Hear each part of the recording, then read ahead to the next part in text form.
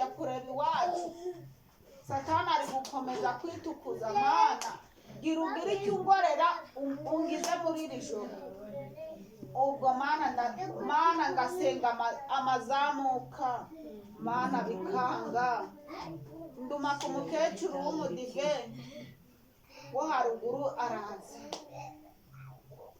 ndamubwira ndi wa mugabo we byuka mangu ugende kuko simfite amahoro kandi wasanga mvuye ukaba ufite ibibazo. Genda tube batatu niho muzabisobanura babiri. Ngewe Imana ningirira ubuntu ngakira cyangwa ngapfa.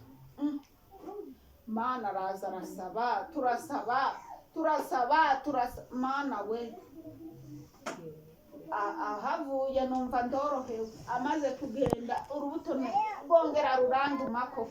Mana ndavuga ndi kweri buracyajyari ko ndi kubabazwa. Mana koko ngire nde cyuka naryamye ndi muzima none. Mana nagumije kwivugisha.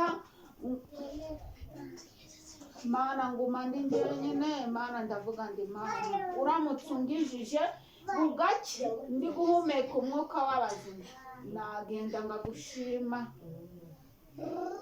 Mana ndi gushima Imana yuko hakize bugacya mu gitondo ndi muzima. Bakagenda bakangurira amakerenda ngaganwa, hakagenda hari koroha. Hamaze nk'iminsi 3 hari kundi. Uko nagenda ndi kunywa amakerenda niko hagendaga hari koroha.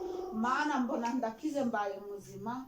Narinzi ko ndazongera kubaho, narinzi ko ndazongera gukora, narinzi ko ndakintu nzigera nongera kwishobora. Mana ndi gushima Imana yuko yangijije.